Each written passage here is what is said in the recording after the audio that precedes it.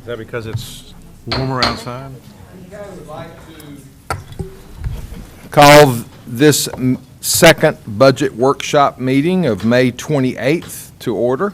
Welcome, everyone. It seems like we just left, so I'm glad everybody made it back. First item on our agenda today is budget request presentation from Cabarrus County Schools, and we have Mr. Lowder and Mr. Shoemaker here, so welcome. We're all ears.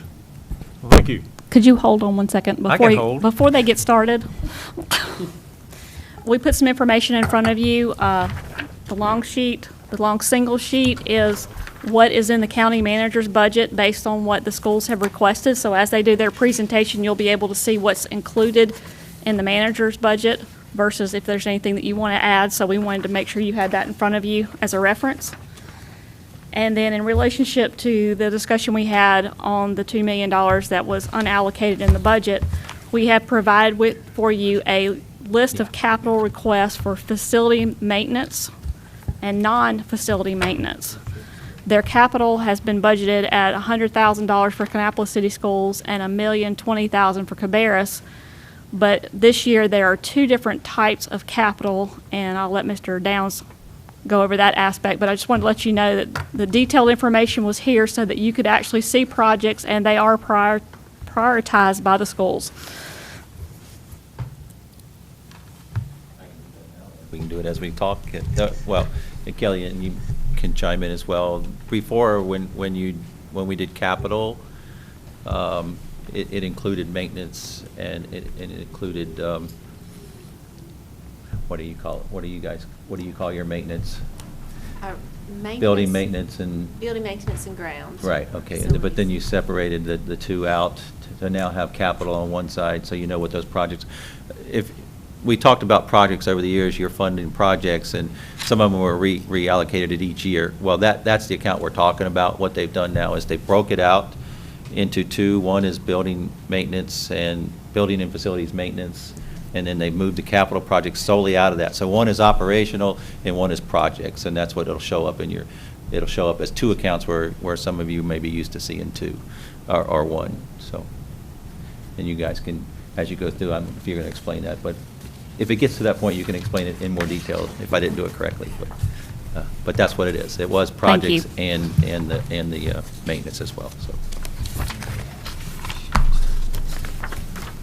All right, if we're ready, I'll go ahead and get started. And I'm going to start at about a 30,000-foot view and just kind of give you highlights of how Cabarrus County Schools has done this year and some of the challenges that we see. Our first slide, I'll be just touching on the areas, and I'll be going rapid fire if you'll advance it for me, please, Megan. Thank you. All right, so teaching and learning highlights. I want you to understand Cabarrus County Schools is the 10th largest populated school district in North Carolina, and I don't know if you've known that, but we've grown to that level. And out of those districts, we're 114th out of 115 in operating revenue for the state of North Carolina. So that's the 2013 numbers. So I don't know what 2014's looks like. I guess the summary of that is the taxpayers are getting a good value from Cabarrus County Schools, and we are very effectively and efficiently operated, and we've improved over time, I believe. One of the highlights of this year was the instrumental outlay of the blended digital learning projects, and in our budget, you'll see that we have a portion for technology that goes hand in hand with the digital blended learning that we're working on, and we're in the lead of most of the state. A lot of districts are coming to Cabarrus County Schools to see what we're doing with digital blended learning. We've written our own curriculum here with our own teachers to the North Carolina standards, and we've done all of that over the last several years. And so we're now in the process of implementing these tools that we have for the blended and digital learning. Our teachers have been working on it for this past year, and I expect that next year they will be really absorbing the tools and being able to be more effective with the tools that they've been given to do this. The digital blended learning allows students to use digital content and is kind of replacing the textbooks, because in the past, the state has starved us on textbooks since 2008, 2009, to the tune of nearly $2 million a year that we didn't get allocated, and that was a statewide, when I guess they were trying to balance the budgets back in those days, that was one of the areas that they cut was textbooks. So we're using this, and it gives us a lot of opportunities to keep up and offer our students real-time or near real-time information. We implemented 2 academies this year. We implemented the Hospitality Academy at Hickory Ridge High School, and we've had implemented over the last couple of years is the Fire Academy at Concord High School. Next year, we're going to implement 3 more academies. And those 3 academies are the Biotechnology Academy at Northwest Cabarrus High School, the Manufacturing Academy at J.M. Robinson High School, and the Energy Academy at Mount Pleasant High School. And those will be all implemented next year. Those academies, and the really neat thing about an academy is that not only will the students that attend these academies graduate with a diploma, but they'll have a certification from an academy on their diploma, so they'll have extra certification that will help them as they go to colleges and get some college level credits. Can you repeat what it was at Mount Pleasant? Energy. Yes, ma'am. In addition to this, we still have our IB program, which we've been fully certified in the International Baccalaureate program at Concord High School, and we have our STEM Academy, or STEM over at Central Cabarrus. Also at the elementary schools, we're offering all types of learning options for students that would like to participate. We have the IB program at Weddington Hills Elementary. We have the STEM Academy, or the STEM at Coltrane Webb, and at Patriots, and at J.N. Freeze. And the IB is also at J.N. Freeze. We implemented SPLASH, the Spanish Immersion Program. We call it a SPLASH program 2 years ago at Carl A. Furr. And this year we're going to implement another SPLASH program beginning at Rocky River Elementary. So we'll have 2 different Spanish immersion programs at 2 Title I schools, and we've seen a lot of success. We're also going to implement a SPLASH program for Mandarin at Cox Mill Elementary beginning this year. In all cases, these programs have either are completely full or even waitlisted. So we're seeing a lot of outpouring from the parents in support of these programs that we're offering.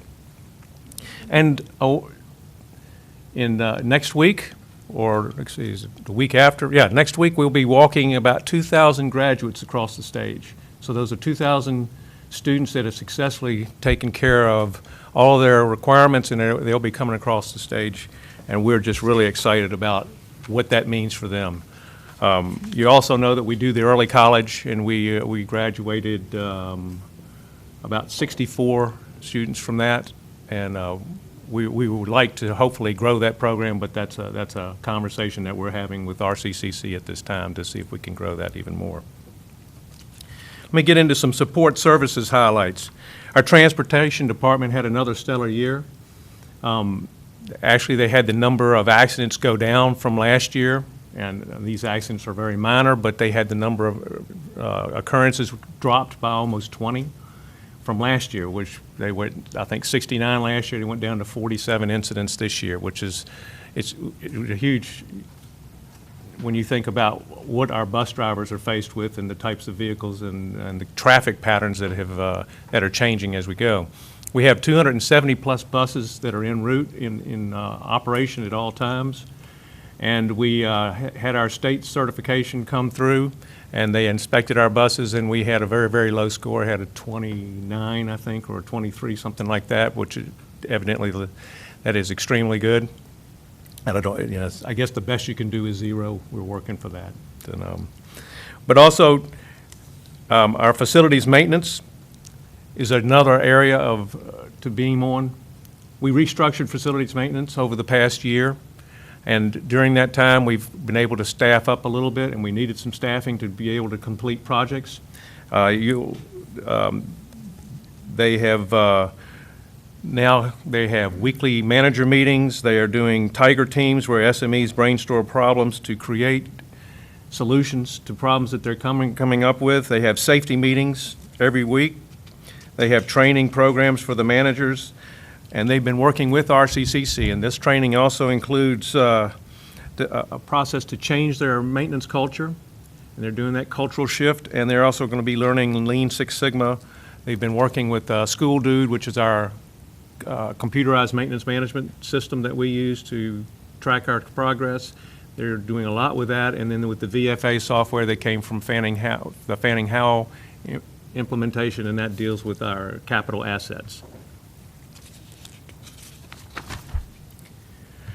All of our projects were completed. Any backlog that we have has been completed. We had, you gave us money last year for 3 roof projects. We restructured those projects, and now we're able to do 5 roofs. And we will complete 2 of the roofs at Rocky River and at Winecoff Elementary. We'll complete those by the end of June, and then we have 3 other roofs that we will complete: the Northwest Cabarrus Middle School, the J.M. Robinson High School, and the Mount Pleasant High School. Those roofs will all be completed by the time we start school this summer in August. So, doing really well. School construction projects, as you well know, Odell is underway. We've actually broken ground, had a long winter, and that was a tough time for us. But that project's underway, and I don't know if you caught on, but EPA has rated that building one of the top 4% buildings in the country as far as energy efficiency. We've just recently let out bids for a solar installation, and those have come back as a private-public partnership. And what we expect will happen with that will be the school will be a net zero school. And once the lease is over with, there's a lease process that goes on with that. At about year 7 through year 30, the taxpayers of Cabarrus County will see a $2 million net difference in energy costs as a result of this school. So the solar will save us $2 million that we could put into other school activities rather than into energy consumption. We're also working on the Mount Pleasant Middle School and the Royal Oaks Elementary. We expect to have our design work, our bid work, and our bid awards prepared by January, February of 2016, and we expect those 2 schools, after about an 18-month construction period, to be opened in 2017-18. That's the schedule that we're working on right now, and we, again, turn to you for the funding on that. Just some current, future considerations. We're going to grow somewhere between 750 to 800 students next year, at least. And that's a 2.5% growth. In 2005, 2004, CCS experienced growth of somewhere between 6.5% to 7.5%. If we were to grow that fast in the next coming years, we could see growth of, at 7.5%, could be as many as 2,400 students. And I expect in 5 years we'll be at 35,000 students. Right now we're at 30,700, and we will surpass 31,000 this coming year. This upcoming school year for this budget cycle. So hold on, because the growth is coming, and there's nothing there to stop it that we can see. Also, I want to bring to you attention is free and reduced lunch has been on escalating ever since 2005. We were in 2005. This county only had 25% free and reduced lunch. Last year we were at 43%. This year we're ending up right around 45%. So we've had a steady incline in the free and reduced lunch, which is an indicator that a lot of parents and children of the parents in our school system are really struggling to make ends meet, and that puts the students at a disadvantage a lot of times because mom and dad are having to work all the extra hours associated with that because of the economic times. Multifamily dwellings that are increasing and expecting to continue to overtake us, so that'll be another stressor that's on us.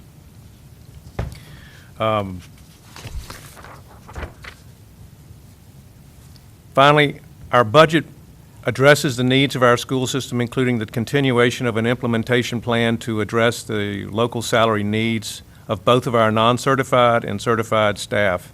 And this was highlighted by the 2012 salaried study. And we have included a budget request for this salary study ever since 2012-13 budget cycle. And so we've included in a request for to begin making this study real and whole since then, and we've only had one increase during this time, so we would appreciate if you would look at that. That is one of our high priorities. Now, without any more ado, I'll turn this over to Dr. Lowder as he'll get into the real budget. Thank you. Good evening. We appreciate you having us here tonight. Just want to briefly go over our process for budget. We do have a budget committee. It has 28 members. 3 of those are our school board members. 6 of those are school level representatives, principals, teacher, 4 county representatives, several of who are here tonight. Ms. Dubois and Ms. Farrington were there for all, I think, but 1 meeting, and I think Ms. Minot was there for 1, and Ms. Honeycutt was there for 1 as part of our process. 4 community and parent representatives, and 11 members of our kind of cabinet or senior level group. We use a TRIGO process, which is a decision-making tool to prioritize our budget requests. That's worked well for us for the past 4 or 5 years, and that group participates in that. And I just want to say that overall, certainly I've had a transition into my job, and Mr. Downs has been great, and Ms. Dubois to work with as far as communication. That's been very open and back and forth, so there hasn't been any surprises. And because of the participation on this level, I believe that there's not any surprises, and everything has been out there for a while. So we're just going to go through briefly the major categories and then try to answer your questions if you have any. So first request is continuation expenses. These are, the way we try to define these in easy definitions, is funds that are necessary to do everything we're doing now, kind of to continue what we're doing. Our board request for that is $1.4 million. Part of that is driver's education. We've had indications for the last year that the state may stop funding driver's education. We'll wait now to see how that plays itself out. We've had some possibly better news recently, but we won't know until that's finalized. So that's part of that. And then again, examples are matching state pay increases for locally paid staff, increases in retirement and hospitalization, local supplement for newly allotted teachers, and startups for Odell. So in other words, again, just to continue where we're at. Our second big category is expansion. This part of the budget is for new programs, expansion of existing programs, and salary and benefit that Mr. Shoemaker just mentioned. It allows us to be competitive, obviously, with other school districts to recruit and retain teachers and other staff.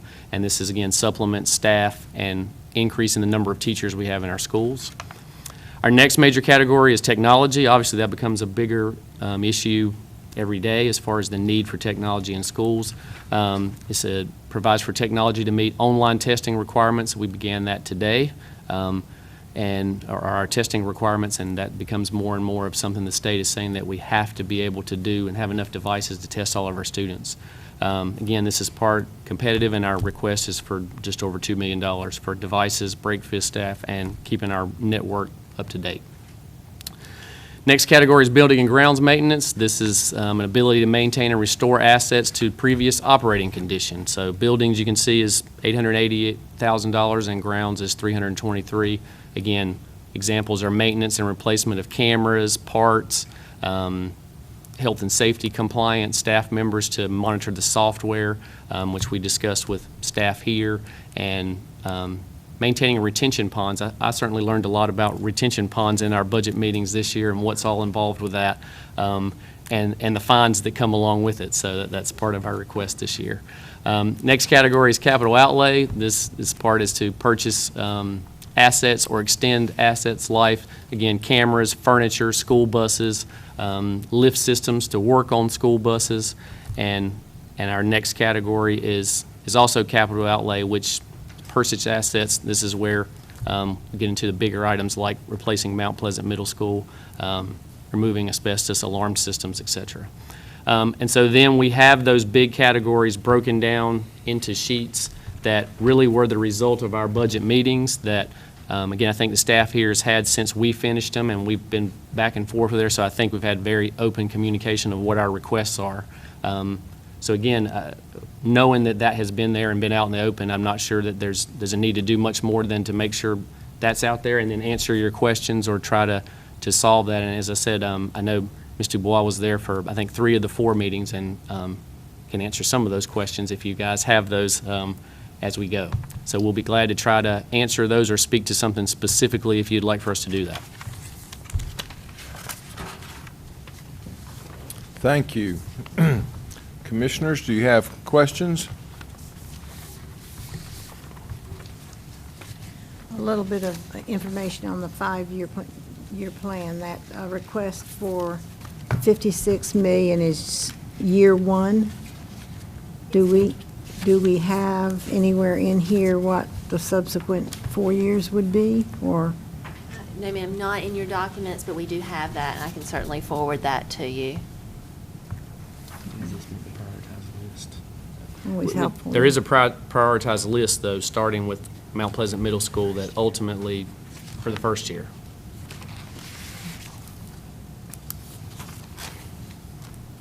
The capital outlay expenses here that we have on page 9, the one that Ms. Minnick was referring to, the $56 million, you listing the replacement of Mount Pleasant Middle School and the asbestos removal and alarm systems and land. We're talking about land for, So we have, as we've, again, Tim Lowder and Mr. Marshall actually have worked together some to, knowing with the growth in particular that's coming in Harrisburg, which seems to be very immediate growth, looking for property for where future schools are going to be. Now, that doesn't, and we have kind of negotiated back and forth where exactly that may be, but to accommodate the growth that Mr. Shoemaker has mentioned is definitely something that we want to get in front of to have the property to build the schools with. do you have any idea what the land costs, how much you're going to set aside of the $56 million for land? We have a request for $4 million in here. $4 million as part of the $56 million? Yes, sir. All right, now, also, in addition to the replacement of the Mount Pleasant, where does Royal Oaks fit in that? Is that somewhere part of that $56 million? Yes. Is this just 4 that we have here in place? Look on page 19 of your county-provided book. In the big book? Yeah. No, the little book. In here for replace the school land. Yeah, if you go to this page one 9, here? page 19. So she's referring That's, them to that's where what it is makes in up her the whole $56 million. Okay, that's what I was looking for. Okay. Sorry, it's 21. Okay. Well, it's not on, Just 2. I don't have a page 21. You just can't I see just it. got a 20. They're referring to This is where it is in their book. We can Yeah, make you a this is bigger one, 19 here. too. Yeah. That's it. There's 2 page numbers. Yeah, That's the one. There are actually 2 $4 million entries on that sheet. The first one was the one that Dr. Lowder discussed, which was dealing with the land. Then the $4 million for Royal Oaks is, and we tried to do it as a cash flow for this year, and that's all we're dealing with is this coming year. So, get the design, the bid, and get it ready to go.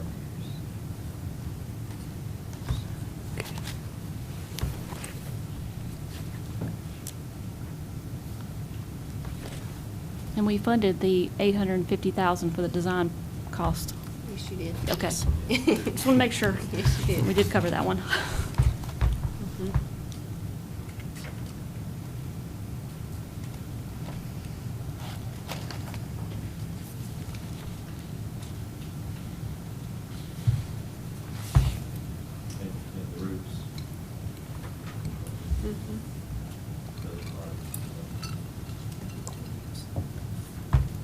The 2 there. The Mount Pleasant and Robinson are the 2 that Mr. Shoemaker referred to, that there was money for 3 and we actually did 5. Those are the 2 that are part of that. But we didn't actually know that we were going to be able to do that until almost in April.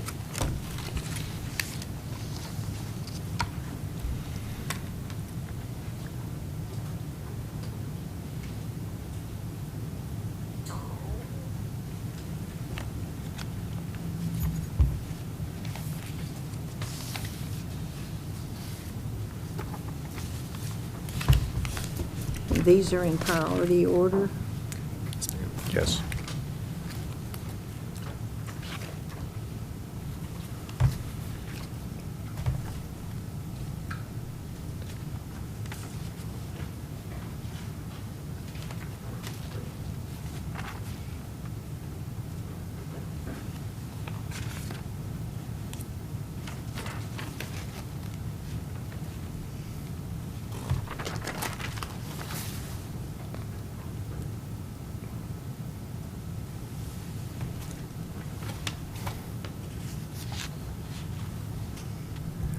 Well, I don't have any questions at the moment. I'm going to look at this a little bit. I might have some, which I assume I can forward to someone to get to there. I want to say that I did have an opportunity to attend half of one day and the full day of another. And as somebody new to the whole budget process, county and schools, it was a very impressive process that you guys go through, and great community input and opportunity for everybody to have a voice. And certainly didn't envy you getting to this point, because it was hard to find a bad calls or opportunity, but so I congratulate you on the process, and thanks to the staff of both the county and the school board for working together to get us to this point to where there's not a lot at issue at this time. So thank you all for that.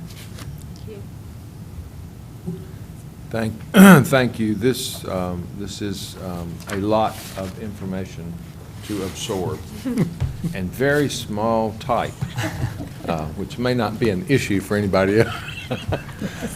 You have a much larger printout of that capital in the facilities section that I printed for you. It's Of like, this it's 11 other by one. 17. Yeah, and that's one thing I was trying to decide, how these correlate with this and so forth. Still need glasses. So I'm sure with a little time, I'm sure we can figure all that out. Steve, you'll still need some glasses.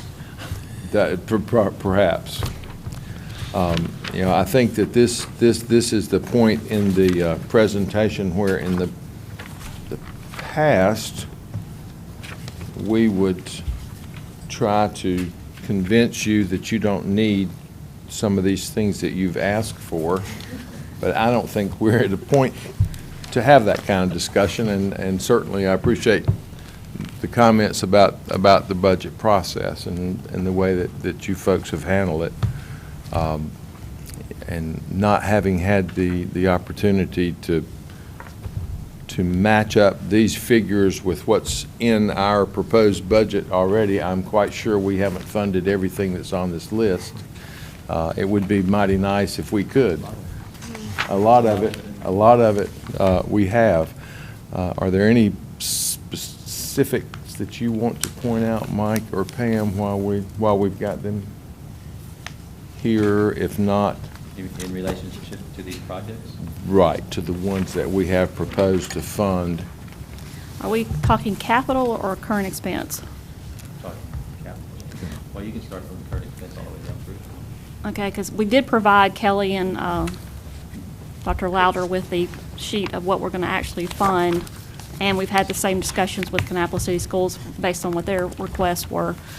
So we have addressed those particular items. One of the things I would point out, It's on your large sheet. your large single one. sheet, and I can provide them, both school systems, with a copy of this, is we have an updated at the very bottom for contingency in regards to what the House budget's doing. And when we initially put the contingency money together, we only had the teacher salaries up to $35,000, and we had the driver's education, and now there's the $35,000, the 2% for teachers, the 2% for regular employees.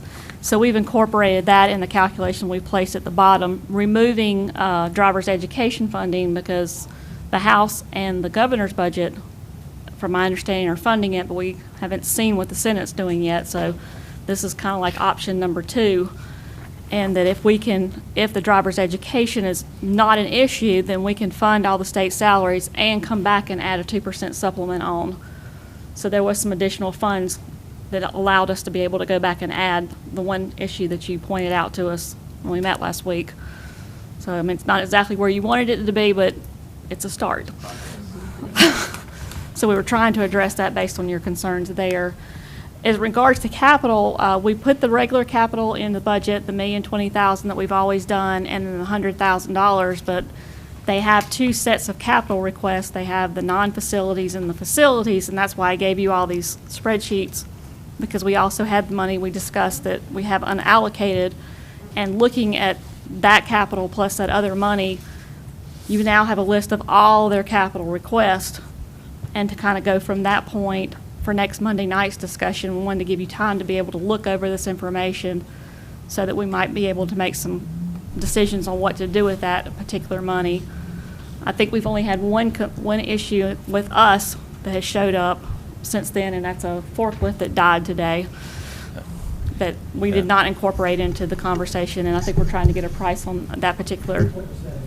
We had a forklift at the arena. Yeah. Kill over. It's been limping for several years, and I think it expired today. Is that the one we talked about the other night? No, No, we that's talked a about high, that's a That's the high lift. high-man lift. Yeah. Okay, so yeah. this is different. This was different. This is- We this is will today sit news. down internally, and we'll also catch up with you guys tomorrow or early Monday, and as Commissioner Poole requested on Tuesday, to maybe create a list of recommendations, a priority list after we've spoken with both school systems, and then our system will bring you back a priority list for you to see on Monday, to see if that's your preference to fund those, or if you've got some other projects that you would like to fund as well. And I'll But- make sure you have a copy of both lists before you leave. Yeah, what Pam's referring, for you guys, if you haven't seen the budget we presented, in addition to the contingency you see here, we have $2.1 million that is unallocated, that the board, we are recommending to the board, if they so choose to spend, that they spend on one-time projects. Simply because we're still unsure, if we spend it on recurring, it's recurring, but if we spend on one time, we're still unsure about what the sales tax is going to do in that redistribution of sales tax that we're concerned. So we're recommending one-time expenses to our board. So that's what they'll be discussing. So we'll be in touch with you. See if there's something. Okay, any additional questions, commissioners, before we move on to our next agenda item? If not, we appreciate you being with us. Don't be surprised if you get a phone call for some explanation, because this is a lot to absorb, but we appreciate the form you have presented it to us in, and we hope you'll be pleased with what we're able to do. Can I ask real, Thank you. I'm sorry, can I ask Yes, a question ma'am. real quick? What is Fanning Howie? Well, Fanning Howie was it's actually an architectural engineering company, and we had hired them to do a comprehensive overview of our facilities, and they went through most of our schools. There were several schools that were not included. Central Cabarrus was one. The Glenn Center was another. But they did a comprehensive study of most of our schools, and during that study, they looked at how they were constructed, what were the issues that they found, documented all of that detail. They had literally 30,000 line items in the total report. I remember that you did that. I didn't know it was called Fanning Howie. I didn't Well, know what. that was the I didn't name of know the where company. I got that. I just got that line there, and there were these yeses next to it, and I wasn't real certain where that was. Well, Like, there's was a- that some grant money you got that nobody knew about? I was hopeful. I was hopeful you had, that Fanning Howie meant money, Oh, no. not study, but But- I just didn't know that they, You saw on one of the technology requests, we talked about VFA, or in the maintenance. VFA is the software that we got that itemized all the capital, and all the data is inside the VFA software. So, yeah. So that is where all the information is housed, and it uses RS means, which allows us to give a better real-time costing. So as inflation goes up and construction costs go up, then you can literally put that into the report as you update and get different items repaired. What's left will still be escalated properly, so you don't have to go through the types of activities we were going through in the past, because in the past, we would literally have to have people always out in the field and re-verifying and redoing spreadsheets, but this software will take care of that, and then we can update it as we go. So, And Any that is on the additional list- questions? I'm sorry, I'm that sorry, is on the ma'am. list to fund also. Repeat that, please. The software that he's referring to track the maintenance is the VFA. It's on this large sheet. We did put that into the budget to fund that particular request. Great. We were trying to help them with having conversations with Kyle Billiford and understanding all the maintenance that we have here, to which they are like tenfold our size. This was a definitely good move. And also the conversations with Chuck Taylor, that this was something they definitely needed to be able to start getting their hands around everything and being able to schedule it and then have reminders of when it was due to be replaced, so that it would help project cost and budgeting too. So it was definitely a tool worth funding. yeah, and if you remember, Lynn Whitkey came before this board several years ago and noted that, we have well over $1 billion worth of school assets. And, soon it's going to go up some more. So this was a great first attempt at trying to document where we are. And so we have a much better understanding of where we are. And Mr. Taylor and Mr. Lowder's group are now working to try to document it in a meaningful way out into the out years, beyond year one, to get the detail as to what needs to be repaired, and so we can get that on a spreadsheet like you have there. Mr. Chairman, I want to just make a comment, if I may, not necessarily pertaining to what we're doing here on the budget part, but I just wanted to compliment the school board and the administration, for all the effort that's been put in for particularly the last couple of years, and more so the most recent few months, with the hiring of a few key people that have really helped move the system along fairly well, I think.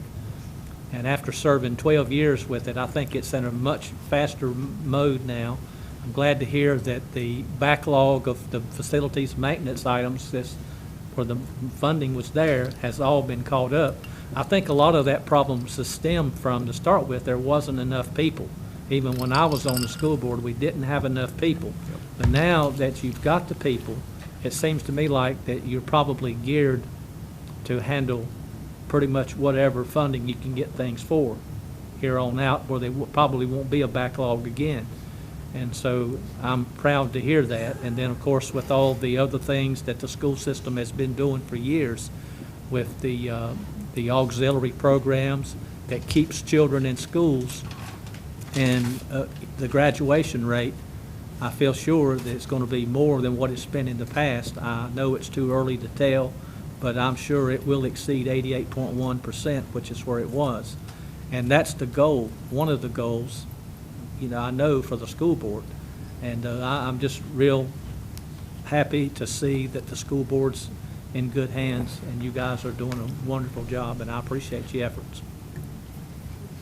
So to summarize what you just said, since you left the school board, they're now in better condition. I think, that, put it like this, when I left it in good hands.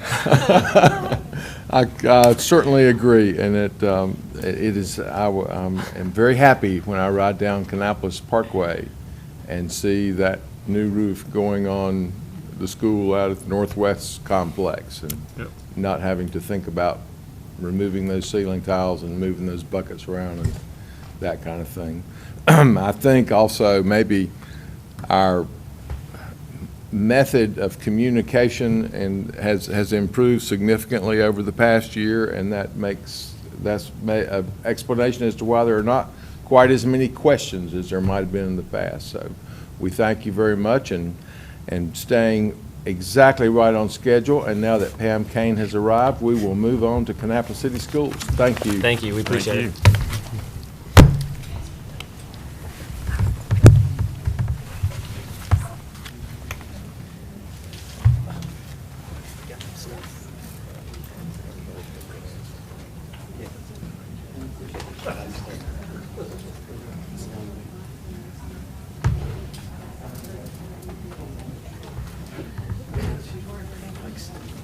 I'm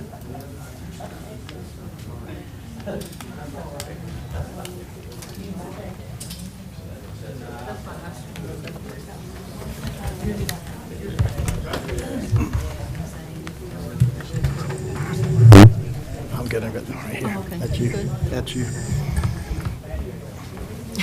Drink his water accidentally.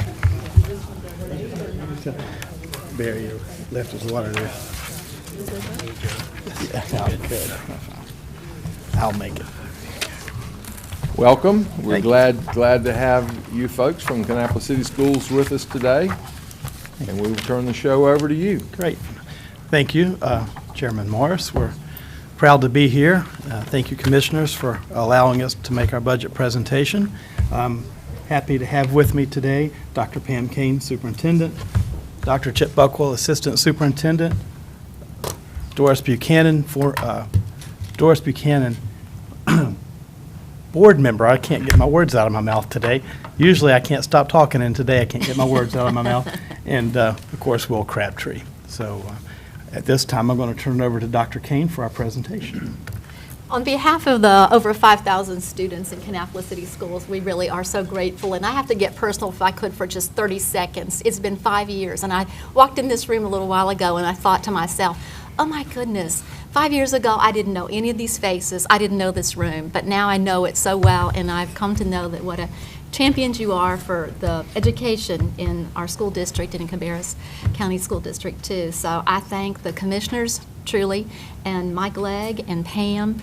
Oh my goodness, that day-to-day kind of thing that we constantly talk to them and ask, I am so appreciative, as is on behalf of the board and Will Crabtree, especially Will Crabtree. One of the ways we came about this budget was we evaluated our goals, first and foremost. Then we went to our stakeholders, which is our community, our students, our parents, and our principals particularly, and did a lot of talking and thinking. It's a real process, and I'm pleased to say I feel like we can really get our hands around that. And from that, we're going to present to you today our 2016 budget request for Kannapolis City Schools. And at this time, I'm going to ask Will to go line by line, and we'll answer any questions you might have. Okay. Thank you all for allowing me to be here again today. First, I want to start off by saying thank you for your support that you've given us over the years that I've been here. I know we can always count on Cabarrus County to be there and support us. I have had a chance to look at the proposed budget, and I also like to commend county staff. I think that is a very fair budget proposal, and really think that they went the extra mile in preparing it and providing for all the citizens of Cabarrus County. So we're going to request more than was in there, and we would hope that at some point we can get it, but we understand that Cabarrus is not a bottomless bank account. So I will start off with Kannapolis City Schools budget request. I'll go through the first few pages fairly quickly. We have our board listed there, and just a couple of little slides. One thing that's important to us that you'll see in all of our presentations are our children. That's the reason we go to work every day, and we want them to be front and center within our budget request. So you see a child here working with a microscope, which leads me into technology. We have two technology requests. One technology request would be a capital outlay request, and one would be funded with a lease proposal. So I'm just going to talk a little bit about what we would fund with the lease proposal, and that would be the 720 Chromebooks at A.L. Brown High School, the 450 Chromebooks at Kannapolis Middle School, the 6 iPad carts at Kannapolis Intermediate School, the 1 iPad cart at Forest Park Elementary School, the 1 iPad cart at Jackson Park Elementary, the 3 iPad carts at Woodrow Wilson, the 3 iPad carts at Shady Brook, and the 1 iPad cart at Fred L. Wilson. And what we would be looking for a yearly allotment for that would be $300,000 in order to make that lease payment to fund those. What that will do for us is get us a long way towards moving almost to a one-to-one initiative. It will not get us all the way to a one-to-one initiative, but it gets us started. The netbooks that we had at the high school from the impact grant that we were lucky to get a few years ago, actually it's more than a few years ago, and they have been very useful, but they have met the end of their useful life. So we had to start looking at a different route to go, and we went through and did a business plan for our technology, and what came out of that was from a 7, 8, and 9, 12 level, we would like to use Chromebooks, and everything below that level would be using iPads. So that's the lease portion of our technology request. The capital outlay portion of our request would be basically everything else that you see within our request, and that would be anything from laptops for the teachers and students to desktop computers, document cameras, projectors, and student response systems that we use at the lower grades.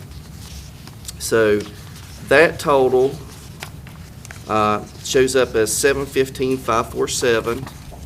We've actually adjusted that total. I worked with Pam late this afternoon to work on some of this, and now it's gone up a couple $1,000. It's $717,147.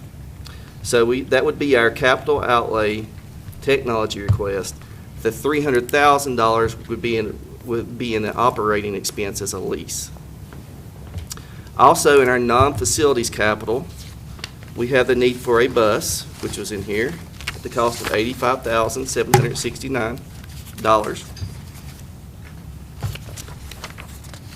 Now, on our facilities capital request, which is not within the major budget document, and I won't go over very many things, but you have this. This is our CIP. It will be in your document somewhere. The one thing that I would like to point out that's going to be very important, I still have Chuck here because he manages ours too, is our conversion from a T12 light fixture into a T8 light fixture. Right now, we have quite a few schools that still have the T12 light fixtures in them, and the bulbs for those are no longer manufactured.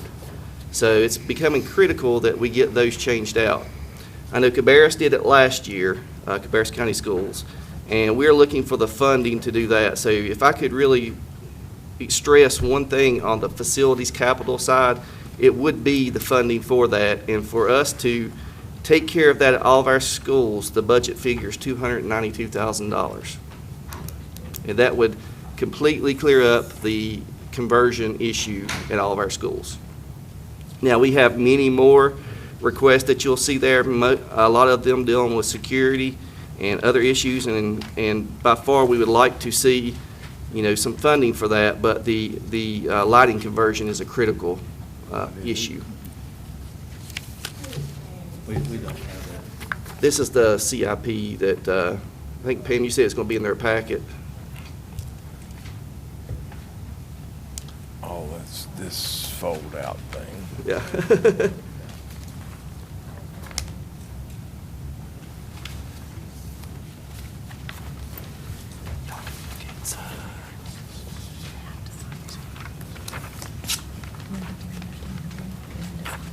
Yeah.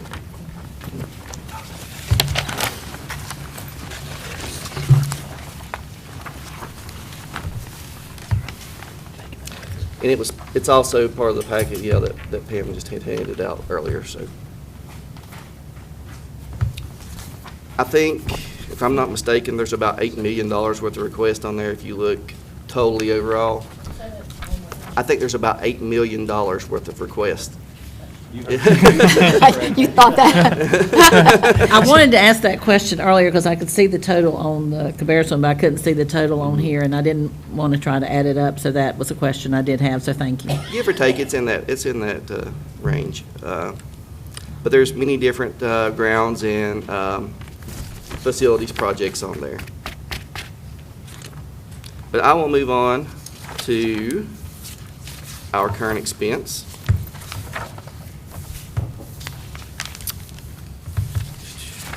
Find it here.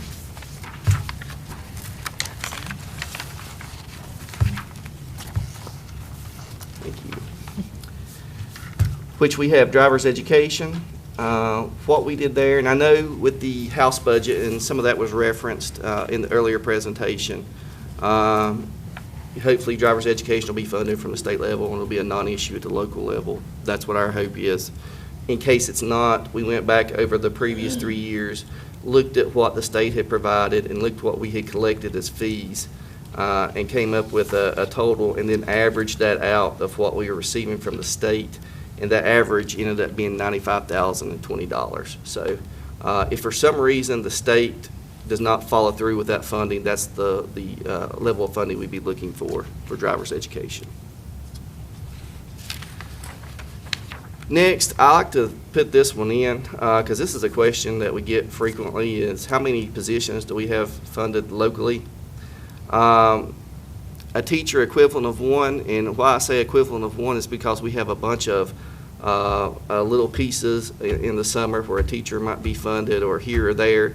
So it's not that one person is in the local budget. That may be made up of 5 or 6 people who have a month here, a month there. So when you see anybody who has, and you look at our request for the 2% local funding increase for the House portion, I report no teachers because right now we do not have any teachers in the local fund. I cannot count that as a position just because it's a month here and a month there, and that's not the major source of funding. Central office administrators, we have 5.5. Clerical is where most of the staff resides in local, and that's 33. 2 assistant principals.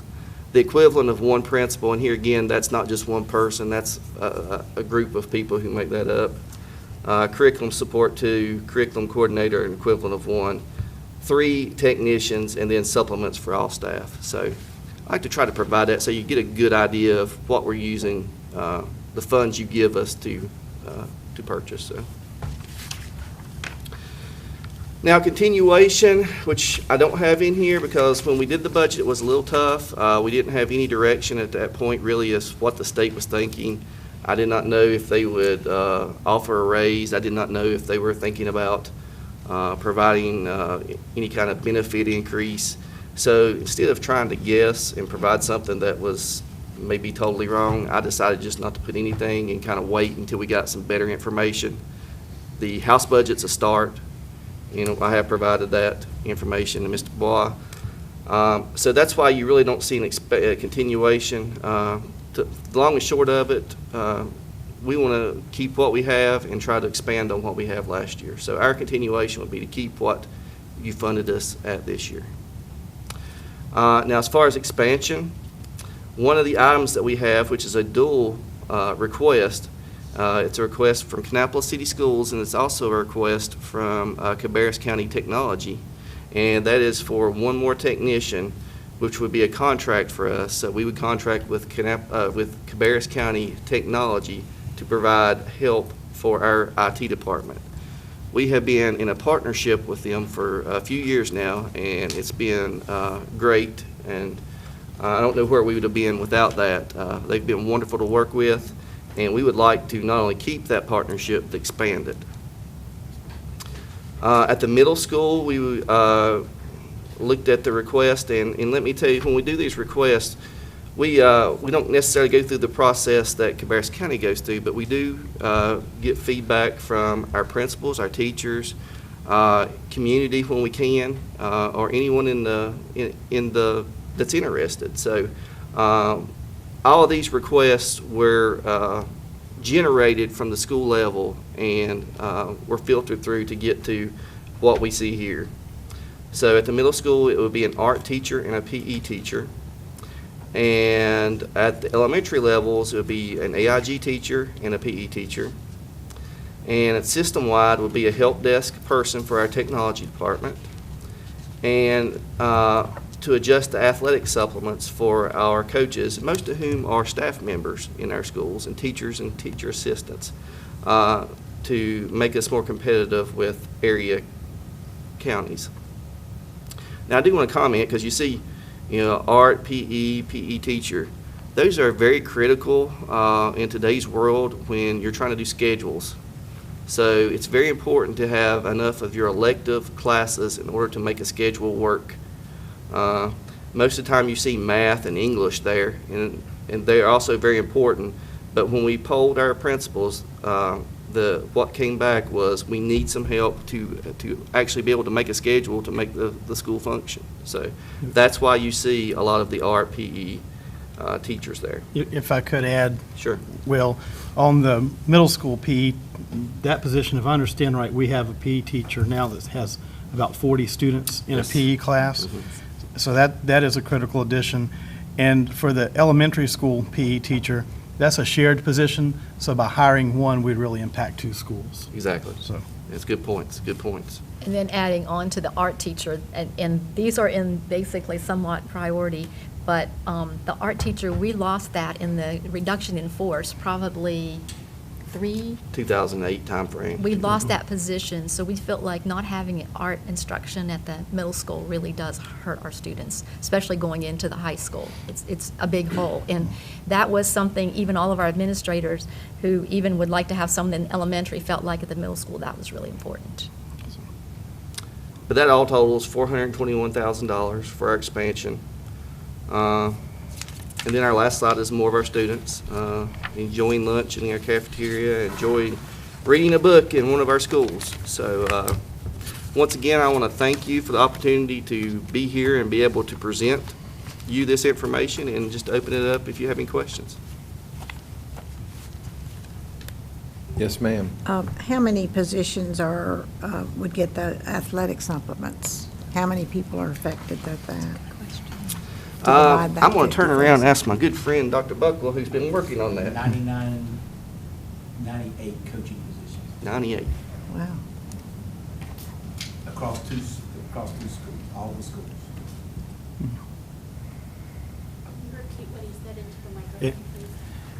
Yeah, I said there would be 98 or 99 positions across the middle school and high school. And correct me if I'm wrong, it's been since 2007 or something, 2008, since we've had a change in our athletic supplements. It's been quite a while. And we've really fallen behind competitively compared to the neighboring districts. Will, what's your current enrollment now? We have a little over 5,400 students now. We are scheduled to grow, and when I speak in those terms, I speak in Cabarrus and Rowan County, both as combined. We're scheduled to grow about 35 students overall next year. So we are growing, not at the rate that Cabarrus County is growing, but we are growing. And what was the growth from 2014 to where we are now? 2014 to now was probably about 70 students. Yeah. Thank you. Mm-hmm.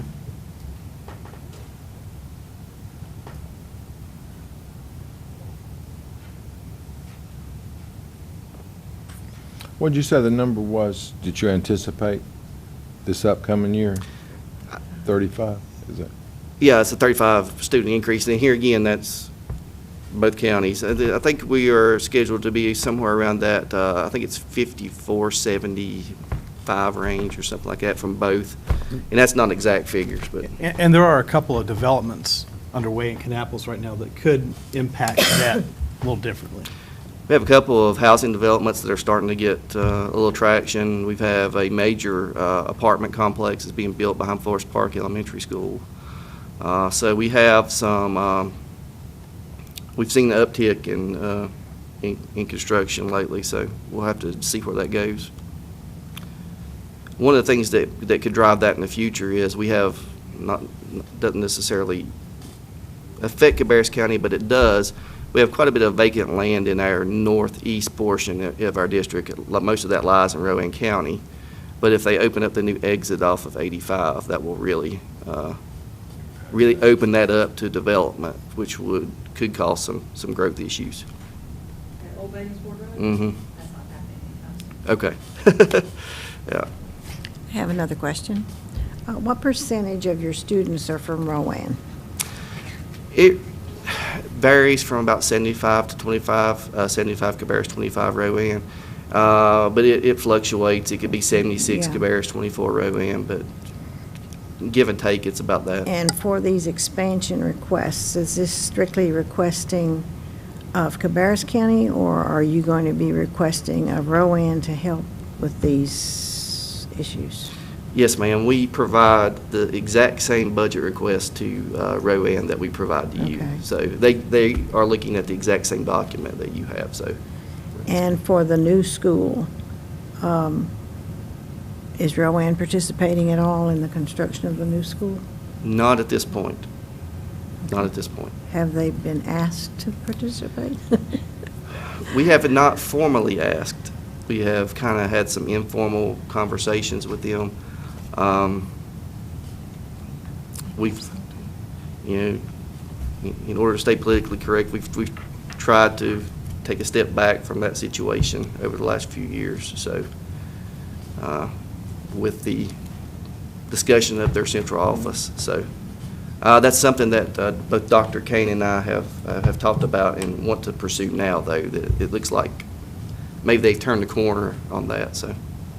Well, I'm speaking on behalf of the taxpayers in Cabarrus County. I understand. If a fourth of their students are coming out of Rowan, it would seem that they would participate in the construction of the school.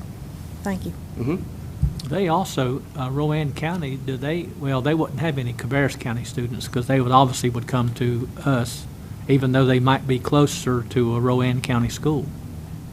Is that right? So they would still go to our schools, they wouldn't go to the closest school? Exactly. If they're in our district, they go to our district. Even if we are on the Rowan line and there was a school right across the line, they would not go to that school. They would go to our school in our district. Just like Royal Oaks and Cabarrus Yeah. County. Right. schools And that's sort of what I was in thinking, but I just wanted to clarify that. If they live in the city of Kannapolis, Cabarrus side, or any of the districts or any of your individual districts across Rowan where a Cabarrus student might go to elementary school in Rowan County. Yes. So we are going back. Yes. Okay. The one example that would be, for us, would be Woodrow Wilson, where you have an elementary school that houses both Rowan and Cabarrus County students. And Jackson Park. Jackson Park does, And too. Jackson Park, actually, the building is partially in Cabarrus and partially in Rowan. Sits on the county line, So- yeah. Now, Rowan County has participated in capital projects in the past. Absolutely. Rowan helped, they participated in the construction of the existing middle school with a bond issue from that point in time. So they have participated in the past, and I can't speak for them, so I don't know what their interest would be to participate now, but certainly can be approached. And that was the last school we built.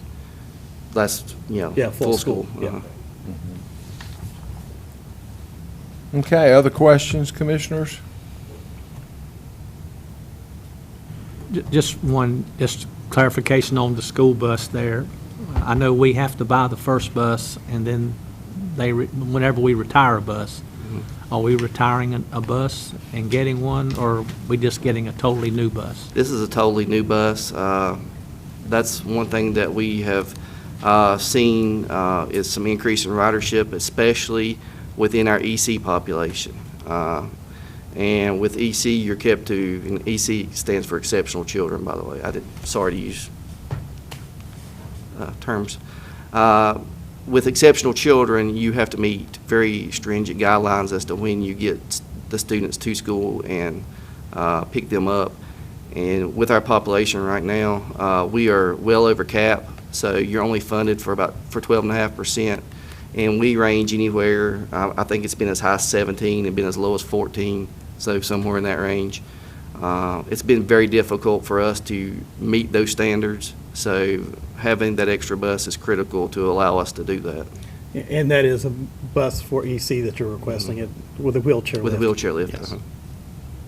So that won't be the traditional 67-passenger bus, it'll be a lesser passenger, or are we going to get a 67-passenger bus and take another bus and put it for the EC? Well, we traditionally, even with the EC, we get the bigger buses and put the wheelchair lift in them. I mean, that does cut down on the seats.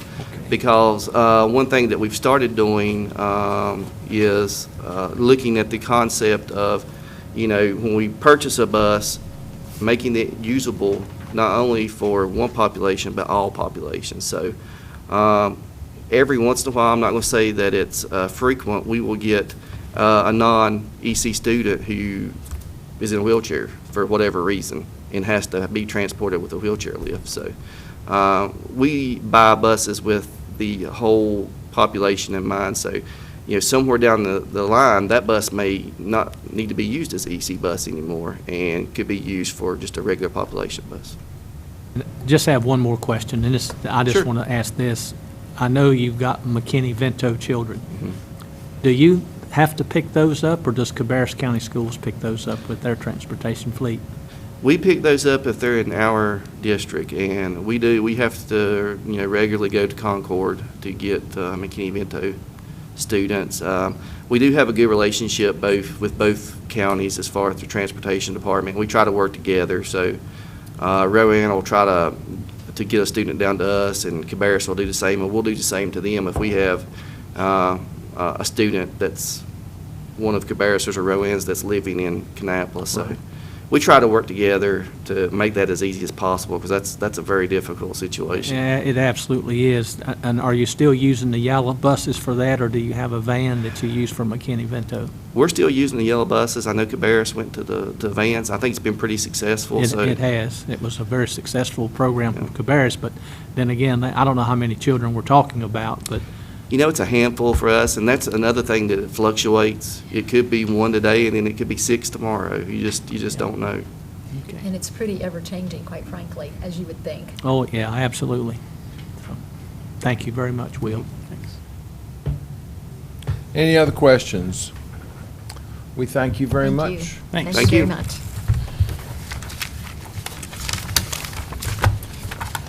Okay, next on our agenda is Carolina Farm Stewardship Association.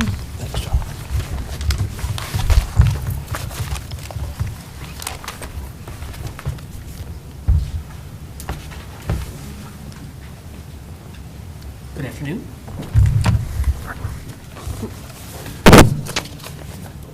How are you doing? Welcome. We appreciate you being with us today, Roland. Thank you very much, Mr. Chairman. Appreciate the opportunity to be here. Thank you all very much for the opportunity, and Mr. Downs as well, and Mr. Marshall, thank you.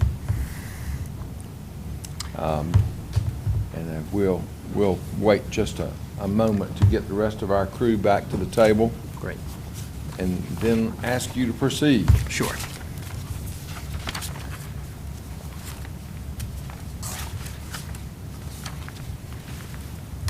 Go ahead. All right, terrific. Members of the commission, thank you very much for the opportunity to present to you here the request from the Carolina Farm Stewardship Association for support for our fiscal year 2016 budget for the Lomax Incubator Farm and its programs. Thank you. We submitted our budget information for our entire budget for the year, and so we are projecting for fiscal 2016 a total budget of $164,000. Including multiple grants which we have applied for and which we hope to get word on by the fall of this year, as well as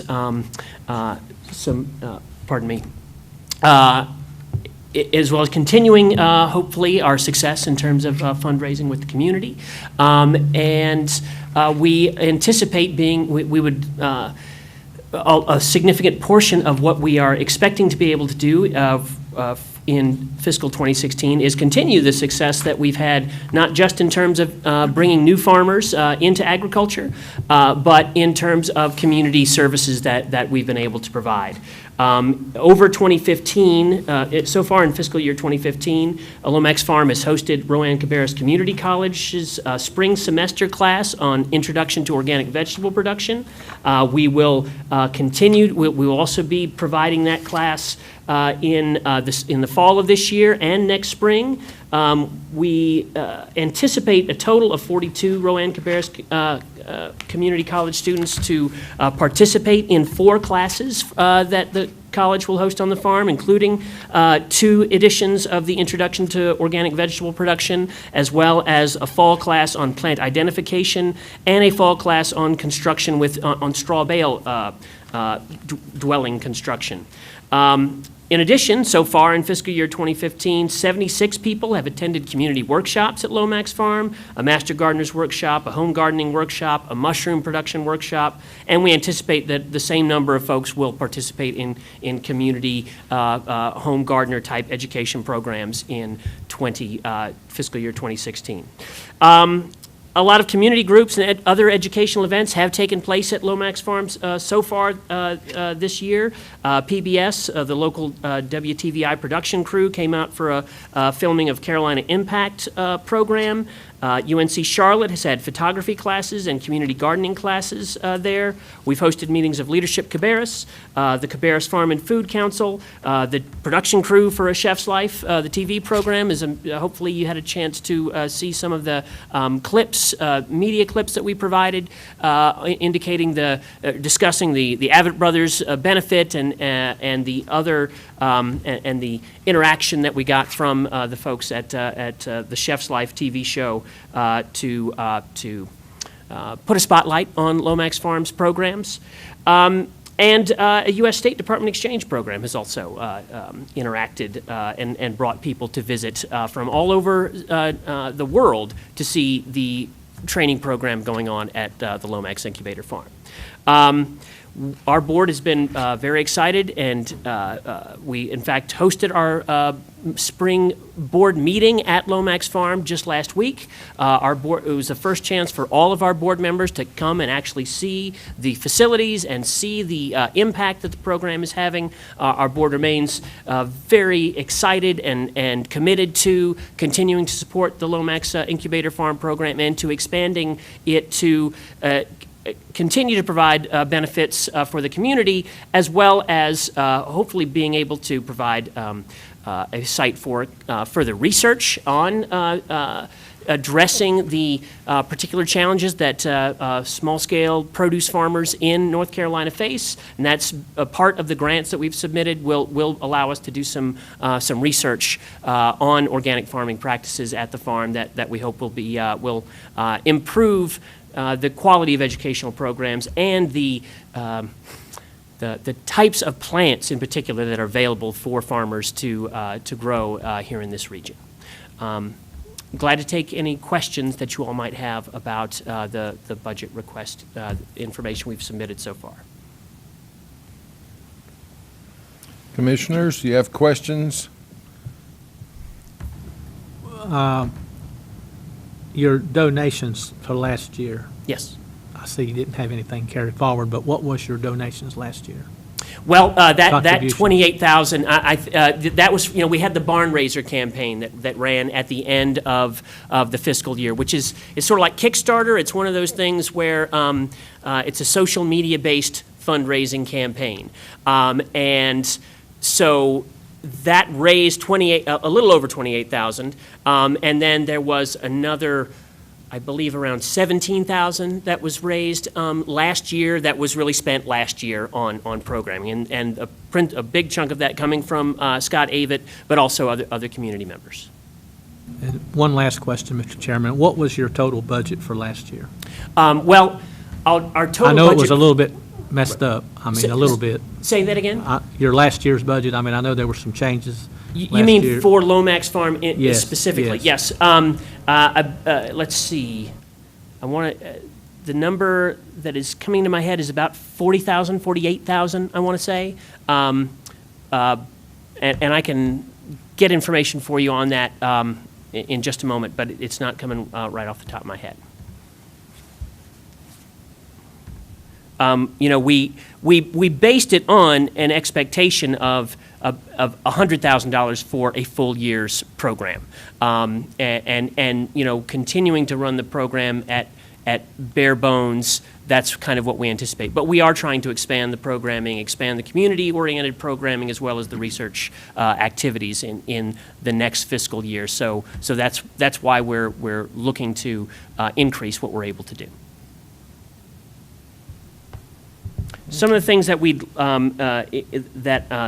our request to the county would help us specifically address would be ensuring a portion, $10,000 of the dollars would go toward grounds maintenance and maintenance of the county's equipment to ensure that we can continue to be good stewards of the equipment that is there on the farm. About $7,000 for fuel costs, and $7,500 for getting the landscaping design site plan in place so that we can figure out where to put the greenhouses that Rowan Cabarrus Community College has that they want to give, that they have to give away, that to make sure we can put them in the right place is also what part of those funds would go, as well as staffing support for the community-oriented programming activities.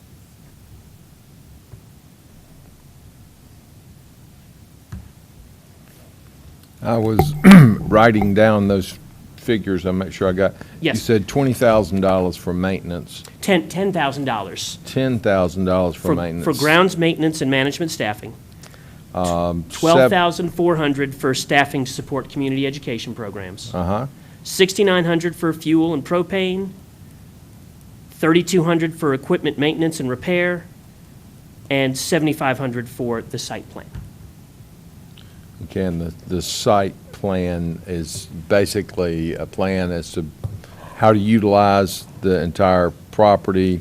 Exactly right. Exactly right. We know that we in the future will want to upgrade the handling facility for the produce. We know that we want to add more greenhouses. But we don't. We need. To make sure that we do that right and do that efficiently and do that in a way that maximizes the benefits to the land and doesn't, it'll take us a little bit of time or it'll take us some expertise to figure out the best locations for these infrastructure upgrades. And am I correct in assuming that the number of visitors that you've had, public classes, otherwise, has increased over the? Oh, absolutely, absolutely. Like I say, 80 people so far this year. In addition to the farm incubatees. So yes, that is an increase from the previous year. And that's not counting community garden participants, which are a little bit are hard to track. But we have basically similar participation in the community garden programming that we've had previously. Right. And is it a goal, and it may or may not be, I don't know, to bring more educational type classes or groups there? We definitely see the interaction with Rowan Cabarrus and delivering the classes to students enrolled at Rowan Cabarrus as a very important part of the continued growth of the program. And it really is a way to help recruit new participants to actually become farmers in training. But actually, one of the, our board is in the process right now of conceptualizing longer-term plans and is engaging with the local advisory committee on that. One of the things that our board just brought up at their meeting last week was, do we have more opportunities to bring school kids in? Obviously schools take people around to visit farms as part of activities in a lot of settings.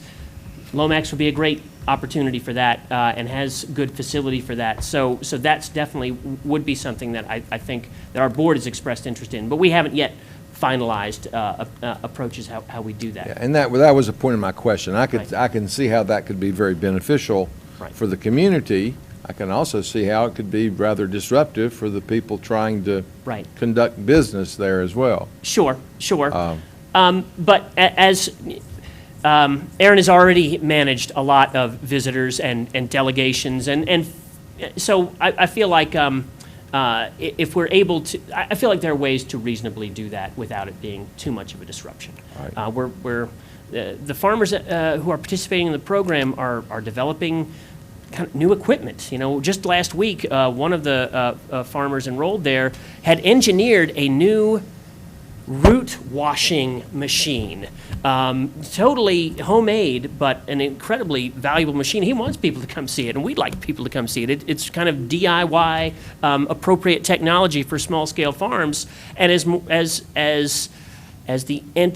things that, I mean, Lomax is where innovation is happening in small-scale organic vegetable production, and so making sure people get a chance to see those innovations is part of how they get disseminated and have a broader impact. So it is definitely something that we will accommodate in our plans to engage the community, accommodate in our plans for growing activities at Lomax. Engaging the community and engaging outside groups is a part of how we achieve our mission.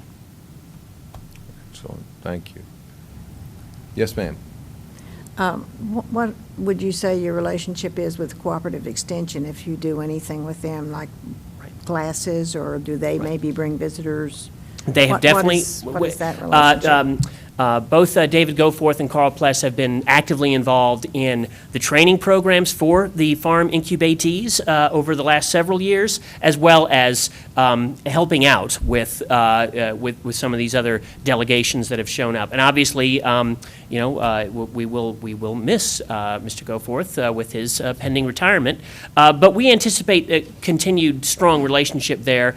We know that there's going to be a lag in terms of a replacement for Mr. Goforth, in all likelihood. But once his replacement is in place, we certainly would like to continue the same level of interaction in terms of program development and training. And we are Aaron is in regular conversations with Robbie Furr about how to maintain those relationships and deliver cooperative extension programming through Lomax. Of the participants and visitors, how, maybe percentage-wise, could you tell us about how many are Cabarrus County residents versus people coming, if they're UNCC students, they're coming from somewhere else? But right. What is the true local impact of Well, people certainly, that are there? the people who are participating in the Master Gardeners program, the home gardening workshops, the mushroom production workshops, those are people in Cabarrus County on information and belief. We were just talking about this last week, that we need to get a tablet or something so that we can sign people in easily and capture their location information. So we don't have stats. We haven't measured that, but certainly in terms of where most of the community programming is promoted, where the word gets out, the word is getting out here in Cabarrus, and it's not being advertised, all over the state or something like that. But certainly your good point about the UNCC students. Well, and there could be some from Cabarrus County. Absolutely. I do know of one who went to UNCC and is out there. But I think it would be important if we are putting Cabarrus County dollars into it. I think the program has been very beneficial, and I think it's worthy of us funding. I think that the way to justify is not the right word, but we can justify it to some degree if we can have some way of knowing that it's Cabarrus County residents Absolutely. who are there. So Absolutely. your idea of having some way of tracking the participants, Yeah. I think would be a very good statistic to have, so that next year this time you could come in and say, at least a generalized, percentage of how many participants are truly from Cabarrus County. Absolutely. Plus it being good just for our own record keeping and for our development of a donor database and all those sorts of things. So yes, it is definitely an enhancement that we have on our radar to make sure we can do better data collection. Other questions? I'm sure I should know this, but how many acres is that? Well, it's a 30-acre property, but it's about 9.5 acres that are actually under cultivation. And of the people who had like the community gardens and Yes. things last year, Yes. what percentage of those people are still there going into another season? In terms of folks opportunity? participating in the community garden? Right. Aaron, I'm not sure. 75% of the folks who have been did the community garden program are returnees this year. That's it. Thank you. Great. Other questions? Well, certainly compliment you on your efforts over the past year. I think some of the unfortunate controversy that we experienced has brought a greater spotlight and greater Absolutely. public awareness to what you're doing, and certainly Scott Avett has been a big Absolutely. asset to you. My apologies. It was my intent to buy a $1,000 ticket for Commissioner Poole to attend the dinner, and it Don't- snuck don't up. even- It don't- snuck up don't on go me. there. Yeah, and whatever. Just didn't get to it, so we'll. It's a good thing that we're going to have a break soon. We'll certainly take that into consideration next time, but. Absolutely. yeah. I would appreciate like that. to say that I do think that the program, as I said, is good. And we do have some unfunded or undesignated amount. And I would propose that we fund up to the $40,000 request for them. And I don't know if there's any, I don't know your opinion on just how that donation would be handled. Is it just, we would do a contribution straight out and you would divide it up every month and send a certain amount? Just do the contribution straight out, that's fine. And there's no restrictions on it other than what you've said so far about expenses it would be used for and. That would be up to the board if you wanted to designate as he indicated for those specific items, and then have him report back at the end of the year, kind of like we do with the Cannon Foundation, but that's what you use the money for, if that's what the board would like to do. That's what I would like to see happen, and I think that's again, it's a worthy project, and it's survived and prospering, and I have a good friend whose son is out there, Right. and I hear continually about how wonderful that has been for him to find his calling. Yeah. And apparently there's a plethora of patty pan and zucchini squash that's Yes. available right now. So I keep being reminded of that too. So it's nice when you can get somebody who's, firsthand Yeah. response of somebody that's truly benefited from the programs out there. And he has definitely benefited, so.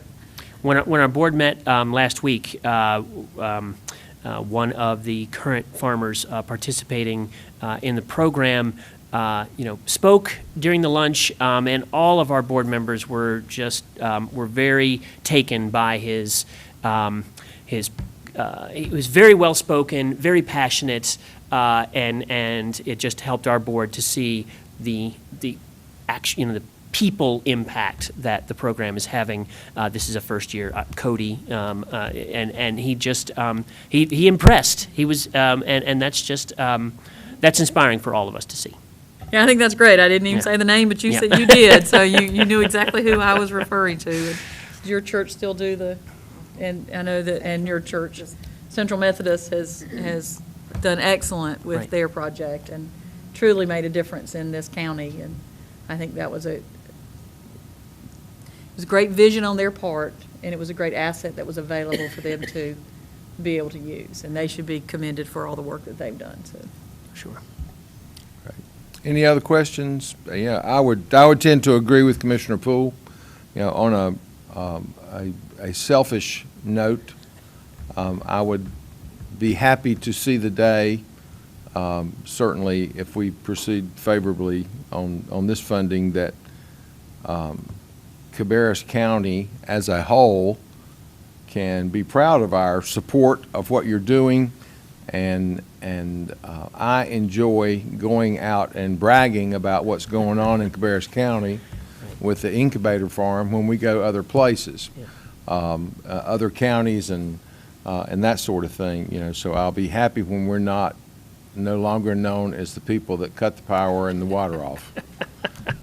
Well, we're very much grateful for the support that you have provided and the support the community has provided since the controversial incidents.